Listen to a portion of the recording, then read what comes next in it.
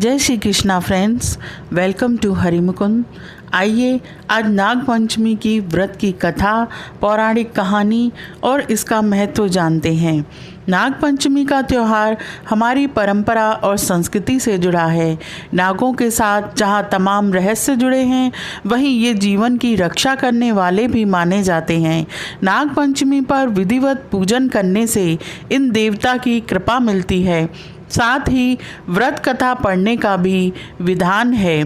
नाग पंचमी सनातन धर्म का एक विशेष त्यौहार है, जिसे हर कोई बेहद श्रद्धा और आस्था के साथ मनाता है। ये पर्व नाग देवता को समर्पित होता है। इस साल नाग पंचमी 9 अगस्त को मनाई जा रही है। इस दिन शुभ मुहूर्त में नागों की पूजा करने से विशेष फल की प्राप्ति होती है। नाग पंचमी पूजा का मुहूर्त सुबह 5:47 से 8:27 तक रहेगा। आइए जानते हैं नाग पंचमी की व्रत की कथा। प्राचीन काल में एक सेठ जी थे, जिनके 7 पुत्र थे और 7 के विवाह हो चुके थे। सबसे छोटे पुत्र की पत्नी श्रेष्ठ चरित्र की और सुशील थी, परंतु उसके कोई भाई नहीं था। एक दिन उस घर की बड़ी बहू ने घर लीपने के लिए पीली मिट्टी लाने के लिए सभी बहुओं को साथ चलने को कहा, तो सभी एक साथ डलिया और खुरपी लेकर मिट्टी खोदने के लिए निकल पड़ी। जब बहुएं मिट्टी खोद रही थीं, तभी वहां एक सर्प निकला, जिसे बड़ी बहू खुरपी से मारने लगी। यह देखकर छोटी बहू ने उसे रोका और कहा, इसे मत मारो, यह बेचारा निरपराध है। यह सुनकर बड़ी बहू ने उसे नहीं मारा। तब वो सांप एक ओर जाकर बैठ गया। तब छोटी बहू ने उससे कहा, मैं अभी लौटकर आती हूँ, तुम यहाँ से जाना मत। इतना कहकर वह सबके साथ मिट्टी लेकर घर चली गई और कामकाज में फंसकर सर्प से जो वादा किया था वो उसे भूल गई।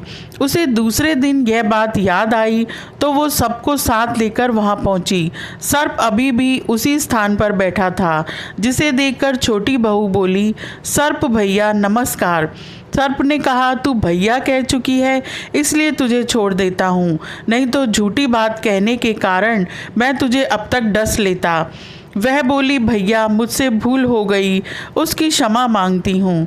तब सर्प बोला, अच्छा तू आज से मेरी बहन है और मैं तेरा भाई, तुझे मुझसे जो मांगना हो मांग ले। वह बोली, मेरा कोई भैया नहीं है। अच्छा हुआ तुम मेरे भैया बन गए। कुछ दिन व्यतीत होने पर वह सांप मनुष्य का रूप रखकर उसके घर आया और बोला कि मेरी बहन को भेज दो। सबने कहा, इसका तो कोई भाई नहीं है, फिर तुम कौन हो? तो वह बोला, मैं दूर के रिश्तेदार का भाई हूँ, बचपन में ही बाहर चला गया था। उसके विश्वास दिलाने पर परिवार के लोगों ने छोटी को उसके साथ भेज दिया। उसने मार्ग में बताया कि मैं वही सर्प हूँ, इसलिए तू डरना मत और जहाँ चलने में कठिनाई हो वहाँ मेरी पूँछ पकड़ लेना। छोटी बहू ने वैसा ही किया और इस प्रकार वह उसके घर पहुंच गई। सर्प के घर धन ऐश्वर्य को देखकर वह चकित हो गई। इस तरह से वो उसके घर में रहने लगी।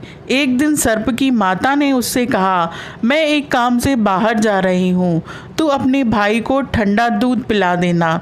उसे इस बात का ध्यान नहीं रहा और उसने सांप को गर्म दूध पिला दिया, जिससे उसका मुंह जल गया। यह देखकर सर्प की माता को गुस्सा आ गया, परंतु सर्प के समझाने पर वह चुप हो गई। तब सर्प ने कहा कि बहन को अब उसके घर भेजना चाहिए। तब सर्प और उसके पिता ने उसे बहुत सा सोना, चांदी, जवाहरात, वस्त्र, आभूषण आदि देकर घर पहुंचा दिया। इतना ढेर सारा धन देखकर बड़ी बहू उससे जलने लगी और कहने लगी कि तेरा भाई तो बड़ा धनवान है, तुझे तो उससे और भी धन लाना चाहिए। सर्प ने जब ये वचन सुना तो उसने सब वस्तुएं सोने की लाकर दे दी। यह देखकर बड़ी बहू ने कहा, इन वस्तुओं को झाड़ने की झाड़ू भी सोने की ही होनी चाहिए। तब सर्प ने झाड़ू भी सोने की दे दी। सर्प ने छोटी बहू को हीरा, मणि और एक अद्भुत हार दिया, जिसकी प्रशंसा उस राज्य की रानी ने भी सुनी और वो राजा से बोली कि सेठ की छोटी बहू का हार मुझे चाहिए। राजा ने मंत्री को हुक्म दिया कि उससे वह हार तुरंत ही ले आओ। मंत्री ने सेठ जी से जाकर कहा कि महारानी जी छोटी बहू का हार पहनेंगी, वह हमें दे दो। सेठ जी ने डर के कारण छोटी बहू से हार लेकर उन्हें दे दिया। छोटी बहू को यह बात बहुत बुरी लगी। उसने अपने सांप भाई को याद किया और उससे प्रार्थना की, भैया, रानी ने हार छीन लिया है, तुम कुछ ऐसा करो कि जैसे ही रानी वो हार पहने तो वह सर्प में बदल जाए। जब वह मुझे लौटा दे तो वो हार हीरों और मणियों का हो जाए। सर्प ने ठीक वैसा ही किया। जैसे ही रानी ने हार पहना वैसे ही वह सर्प में बदल गया। यह देखकर रानी चीख पड़ी और डर गई। ये देखकर राजा ने सेठ के पास खबर भेजी कि छोटी बहू को तुरंत भेजो। सेठ जी स्वयं छोटी बहू को लेकर राजा के दरबार में उपस्थित हुए। राजा ने छोटी बहू से पूछा, तूने क्या जादू किया है? मैं तुझे दंड दूंगा। छोटी बहू बोली, राजन, धृष्टता क्षमा कीजिए, ये हार ही ऐसा है कि मेरे गले में हीरों और मणियों का रहता है और अगर इसे और कोई पहने तो उसके गले में सांप बन जाता है। यह सुनकर राजा ने वह सर्प बना हार उसे देकर कहा, अभी पहन कर दिखाओ। छोटी बहू ने जैसे ही उसे पहना वह हीरों और मणियों का हो गया। ये देखकर राजा ने प्रसन्न होकर उसे बहुत सी मुद्राएं भी पुरस्कार में दी। छोटी वह अपने हार और मुद्राओं के सहित घर लौट आई। उसके धन को देखकर बड़ी बहू ने ईर्ष्या के कारण उसके पति को सिखाया कि छोटी बहू के पास कहीं से धन आया है। यह सुनकर उसके पति ने अपनी पत्नी को बुलाया और कहा कि ठीक ठीक बताओ कि यह धन कहाँ से आया है। तब वह स्त्री फिर से अपने सर्प भाई को याद करने लगी।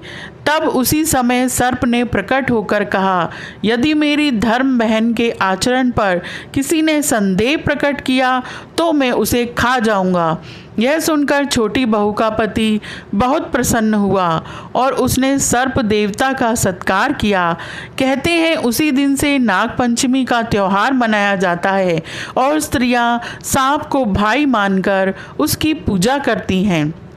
नाग पंचमी की पौराणिक कथा के अनुसार पांडवों के अर्जुन के पौत्र और राजा परीक्षित के पुत्र जन्मजय ने नागों से बदला लेने और उनके वंश के विनाश के लिए एक यज्ञ किया। वह नागों से अपने पिता राजा परीक्षित की मृत्यु तक्षक नामक सांप के काटने की वजह से होने का बदला लेना चाहते थे। उनके इस यज्ञ को ऋषि जरत्कारुन के पुत्र आस्तिक मुनि ने रोका था और नागों की रक्षा की थी। यह तिथि सावन की पंचमी मानी जाती है। सांपों को शीतलता देने के लिए उन्होंने उनके शरीर पर दूध की धार डाली थी। तब नागों ने आस्तिक मुनि से कहा कि पंचमी को जो भी उनकी पूजा करेगा उसे कभी भी नागदंश का भय नहीं रहेगा। तभी से श्रावण मास की शुक्ल पक्ष की पंचमी तिथि को नाग पंचमी मनाई जाती है। अगर आपको मेरी ये इन्फॉर्मेशन अच्छी लगी है तो please like, share and subscribe my channel. Thank you.